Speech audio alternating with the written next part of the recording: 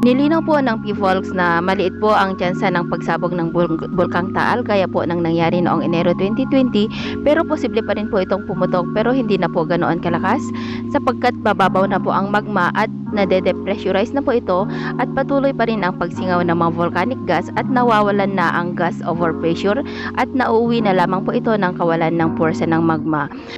Narito po ang mga panganib na maaaring maganap kung sakaling sasabog po ang Bulkang Taal.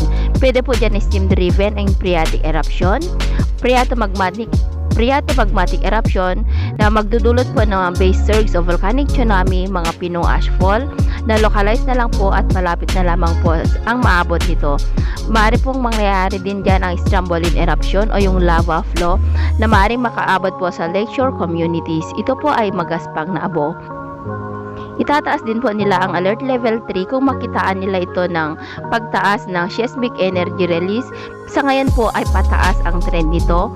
Pagbabago o katangian ng volcanic earthquakes, pagliko ng electronic field o yung pag-angat ng magma sa ibabaw po ng bahagi ng bulkan at ang pagtaas po ng bilang ng sulfur dioxide na ilalabas ng bulkan.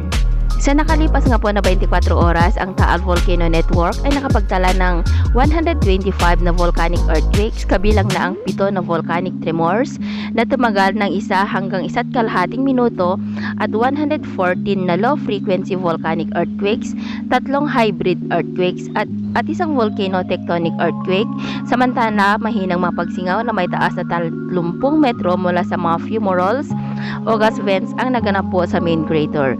Ang pagbuga naman ng sulfur dioxide ay humigit kumulang sa 1,854 na tonelada ang nasukat po kahapon ika-2 ng Abril ngayong taon at huling nasukat din sa lawa ng main crater ang mataas na temperatura na humigit kumulang sa 71.8 degrees Celsius noong ika-4 ng Marso ngayong taon at acidity na may pH 1.59 noong ika-12 ng Pebrero ngayong taon din po. Sa kabuuan, ang mga nabanggit na batayan ay maaaring nagsasaad ng patuloy na pagligalig ng magma sa di kalalimang bahagi po ng bulkan. Ang alert level 2 ay kasalukuyan pa ring nakataas sa TAAL Volcano at pinapalahanan po ng PHIVOLCS ang madla. Nasa alert level 2 ay ang steam-driven o yung phreatic na pagputok, volcanic earthquake, bahagyang abo at mapanganib na ipon o pagbuga ng volcanic gas ay maaaring biglaang maganap at manalasa sa mga paligid ng TAAL Volcano Island. Mariing minumungkahi po ng PHIVOLCS na maigting na ipinagbawal ang pagpasok ng sinuman sa TVI na siyang permanent danger zone ng Bulkang Taal, lalong-lalo na po sa may gawin ng main crater at ng daang Castilla Fissure at ang paninirahan at pamamangka sa lawa ng Taal.